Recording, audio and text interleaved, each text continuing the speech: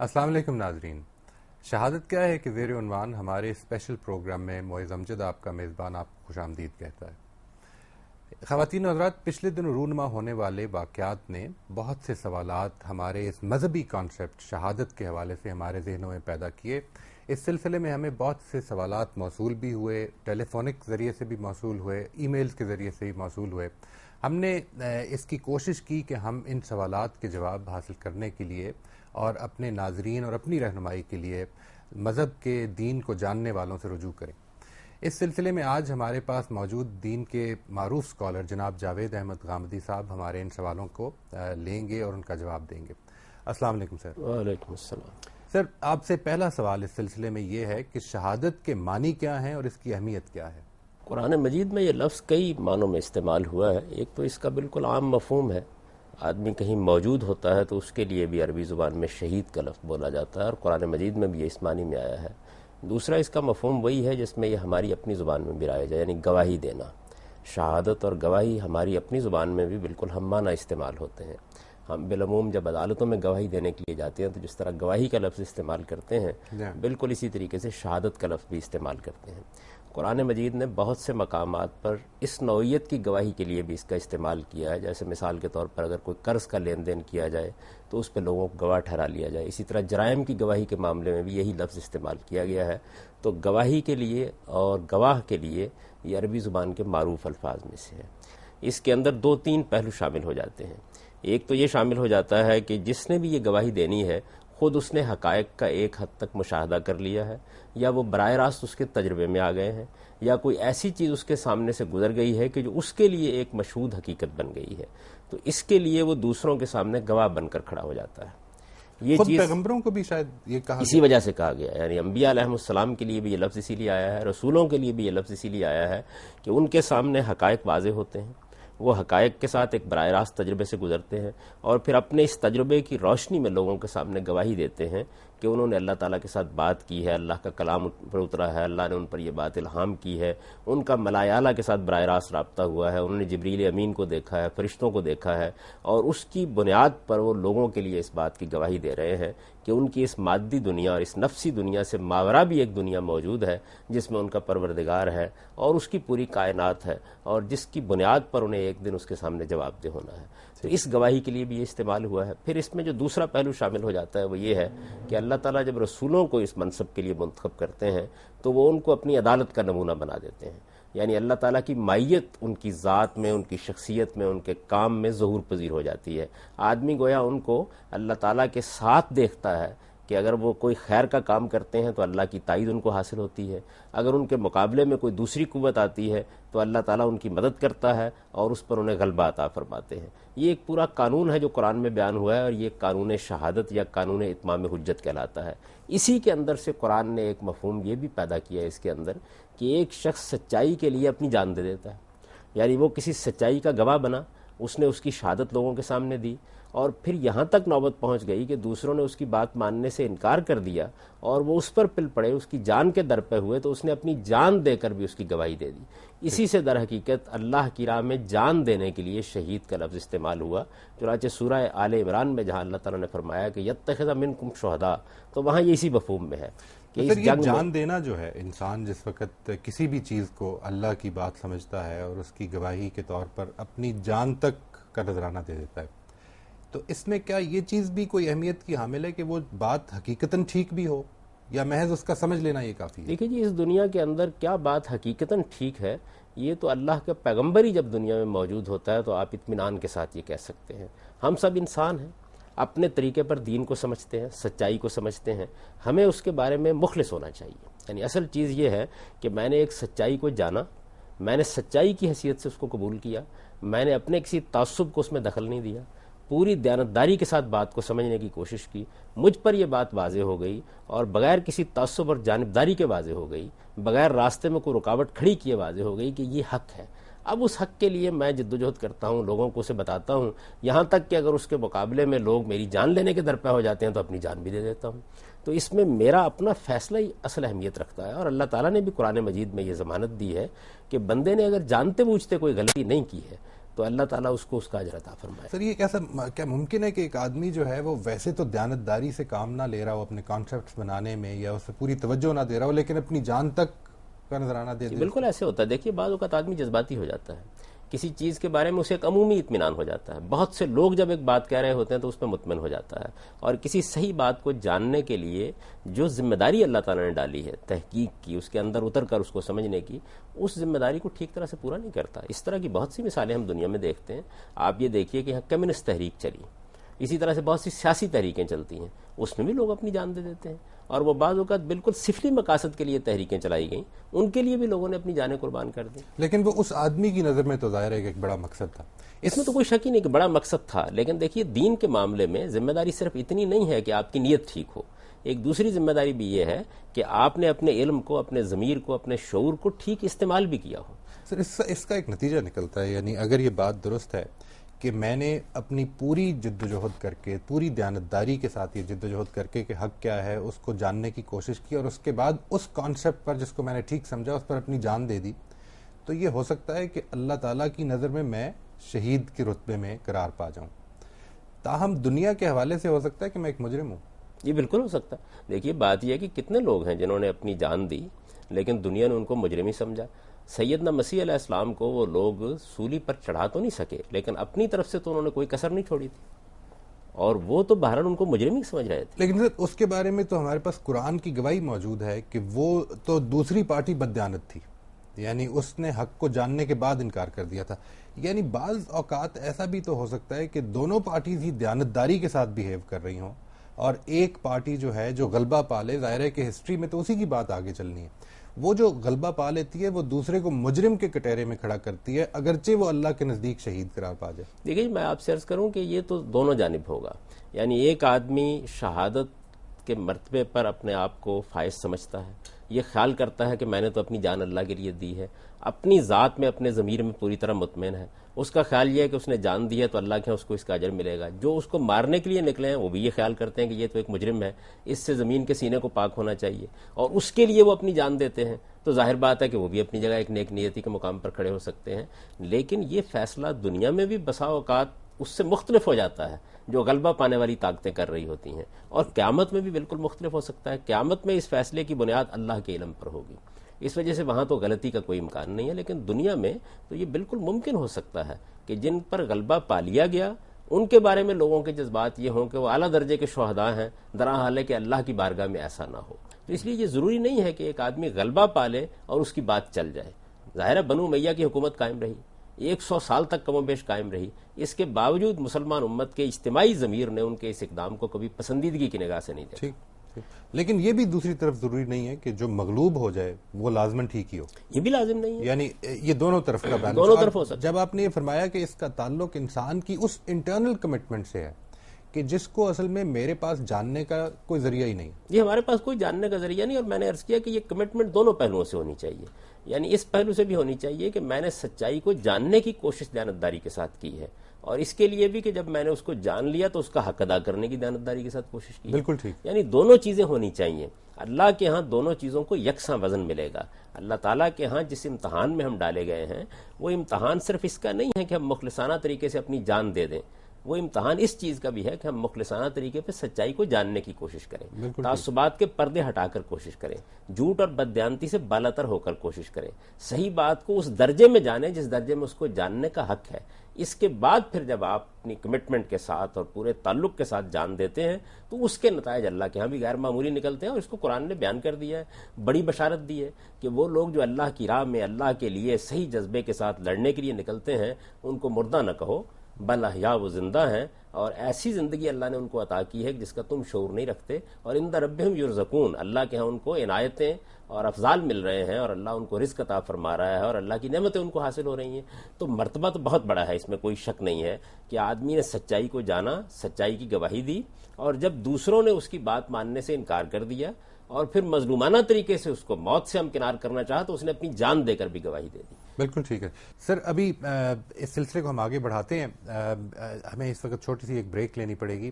خواتین و حضرات, ہم اس گفتگو کو آگے بڑھائیں گے, کچھ لمحوں کی بریک لینی ہے, آپ ہمارے ساتھ رہیے.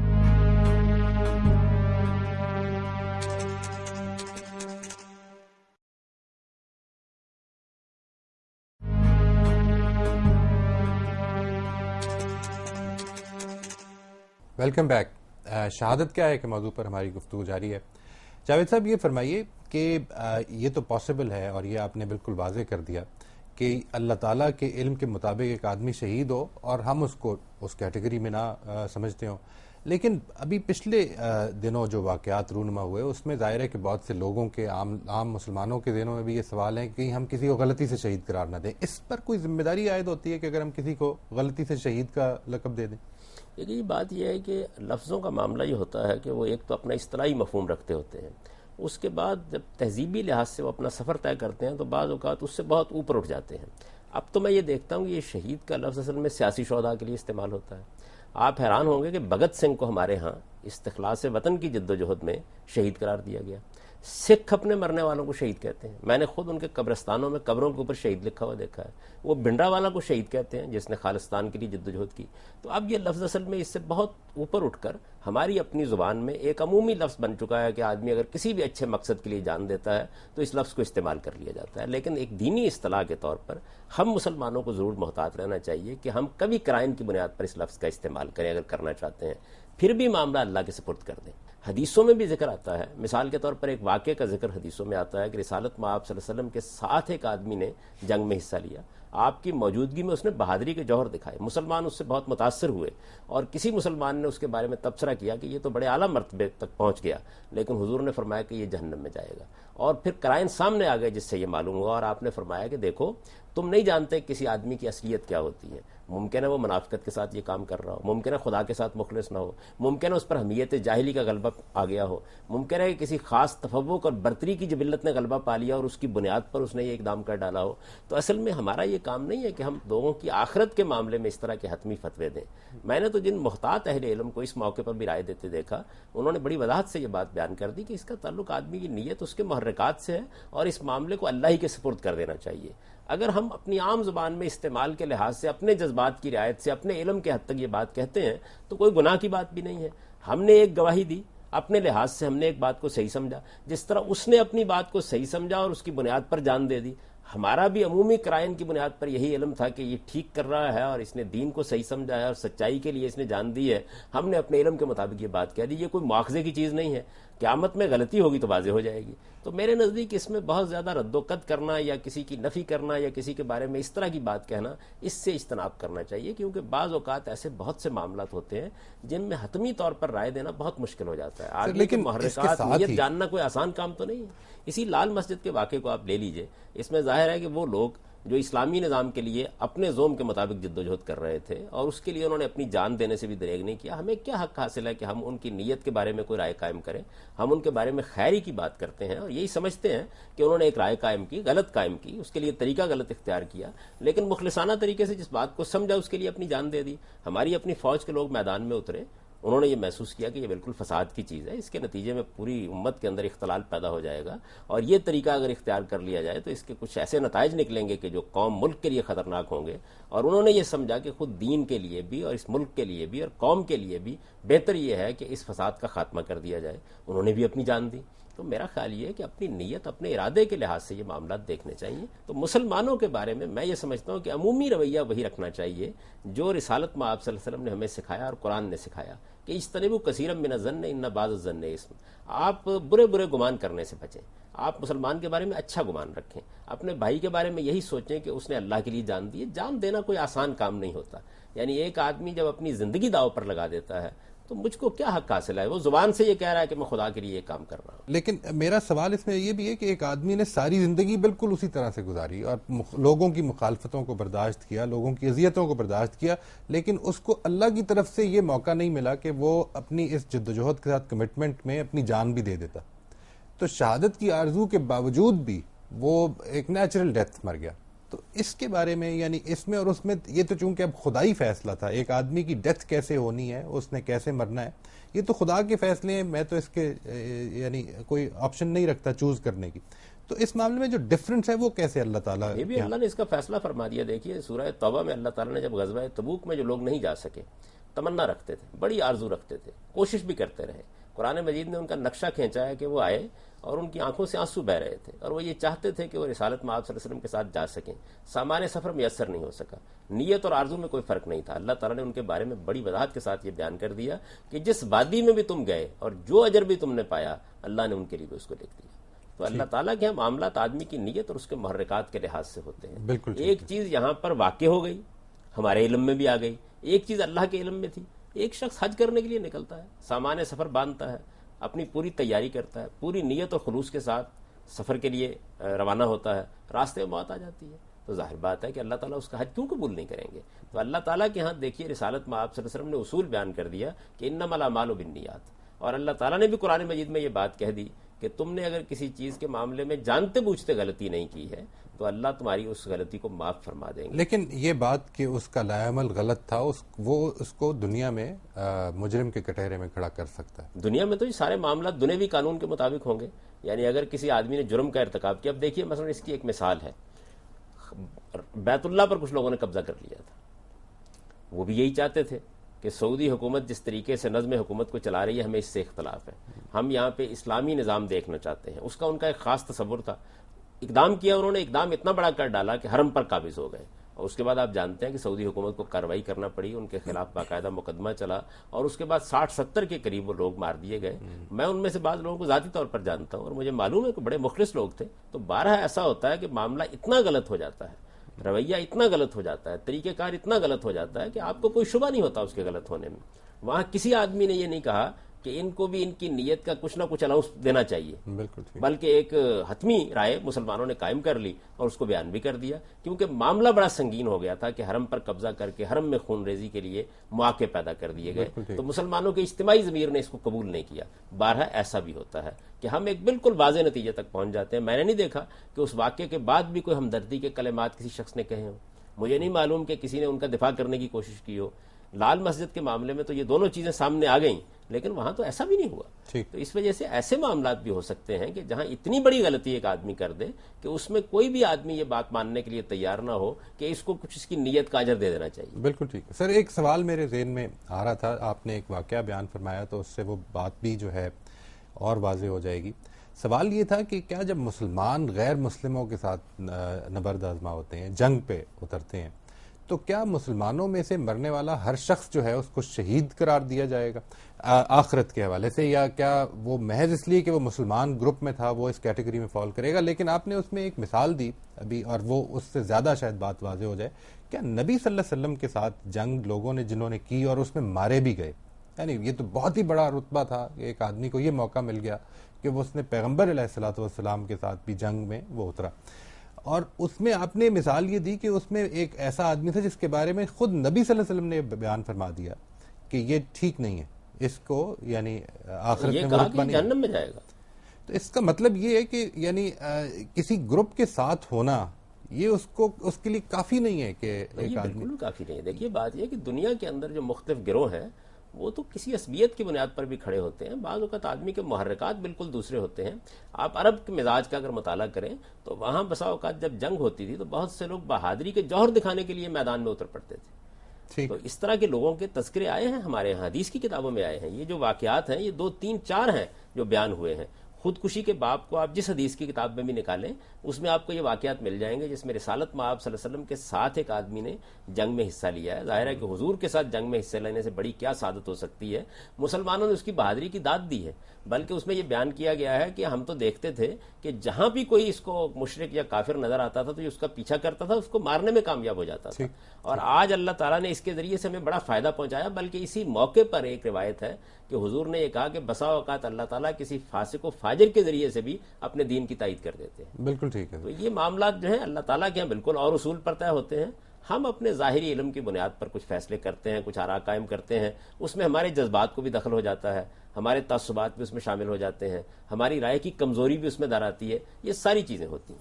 بالکل اسی طرح سے سر اگر یہ آخری بس آپ سے اس سلسلے میں سوال کرنا چاہتا ہوں کہ اگر 2 مسلمان گروہ آپس میں لڑ پڑیں تو ظاہر ہے کہ بینگ مسلمز ہم لوگوں کی اٹیچمنٹ کسی ایک گروپ کے ساتھ ہو سکتی ہے، تاہم جو دوسرے گروپ میں ہے وہ لازم تو نہیں کہ غلط ہو. اس کی مثالیں ہم کو تاریخ میں اگر ہم دیکھیں تو مثال کے طور پر جنگ صفین کا معاملہ تھا. جن لوگوں نے بھی پارٹیسپیٹ کیا اس جنگ میں اور اپنی پوری کمٹمنٹ کے ساتھ جان دے دی، وہ جو پرائمرلی تو اللہ تعالیٰ کی بات نہیں تھی، وہ تو ایک پولیٹیکل جنگ تھی، تو اس میں ان کو کیا حیثیت دینی چاہیے یا ان کے بارے میں کیا فیصلہ کرنا چاہیے؟ بات یہ ہے کہ قرآن مجید نے چونکہ اس کو بھی موضوع بنا لیا ہے اور یہ بتایا ہے کہ اگر مسلمانوں کے دو گروہ آپس میں لڑ پڑیں تو ان کو سمجھانے کی کوشش کرو.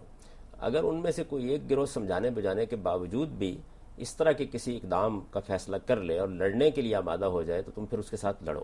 تو ظاہر ہے کہ لڑنے کی اجازت دے دی گئی ہے. مسلمان بھی اگر سرکشی پر اتریں گے، فساد پر اتریں گے، کسی مسلمانوں کے گروہ کی مصالحت کو بھی قبول نہیں کریں گے تو یہ ہوگا. وہاں بھی بالکل یہی صورتحال ہوئی. اور آپ یہ دیکھیے کہ ان دونوں گروہوں کا موقف کیا تھا. ایک گروہ کا موقف یہ تھا کہ ایک شخص کو مسلمانوں نے اپنا خلیفہ منتخب کر لیا ہے، ایک خلیفہ کی حیثیت سے اس نے حکومت کا نظم و نسق سنبھال لیا ہے. ایک صوبے کا گورنر اس کی اس حیثیت کو ماننے کے لیے تیار نہیں ہے، اور جب مسلمانوں کا نظم اس طرح سے قائم ہو جائے تو اس کے ساتھ کھڑے ہونا چاہیے اور اس کے ساتھ کھڑے ہو کر اس کا دفاع کرنا چاہیے اور اس کو مستحکم کرنے کے لیے اپنی زندگی داؤ پر لگا دینی چاہیے. یہ بڑی نیک نیتی کی بات ہے.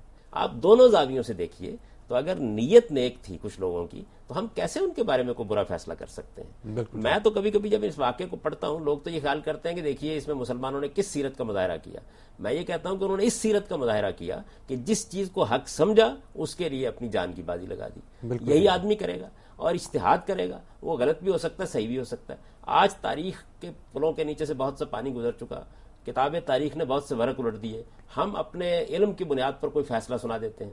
میں آپ سے عرض کرتا ہوں کہ ہمارے سامنے بعض واقعات ہوئے ہیں تاریخ کے. مشرقی پاکستان کا سقوط ہوا ہے، ابھی یہ لال مسجد کا واقعہ ہوا ہے. ان کے بارے میں حتمی رائے قائم کرنا بہت مشکل ہے. واقعات، حوادث کیسے ہوئے، پس منظر میں کیا قوتیں کار فرما تھیں، کیا معاملات ہوئے، بہت مشکل ہو جاتا ہے. بجائے یہ کہ آپ 14 صدی پہلے کے واقعات کے بارے میں کوئی حتمی رائے قائم کریں. عام طور پر سننے والے، دیکھنے والے لوگوں نے ان کو بیان کیا ہے. اس وجہ سے میرا نقطہ نظر یہ ہے کہ اس میں بھی ہمیں حسن ظن رکھنا چاہیے اور دونوں گروہوں میں رکھنا چاہیے. دونوں طرف صحابہ کرام ہیں اور صحابہ کرام کے بارے میں ہمیں حسن ظنی کی تعلیم دی گئی ہے. انہوں نے جس چیز کو حق سمجھا اس کے لیے اپنی جان کی بازی لگائی. بالکل ٹھیک. رامدی صاحب کا بہت بہت شکریہ. ناظرین، اس وقت ہمارے پروگرام کا ٹائم ختم ہو رہا ہے. آج ٹی وی کی پروڈکشن ٹیم اور اپنے میزبان معز امجد کو اجازت دیجیے. اللہ نگہبان.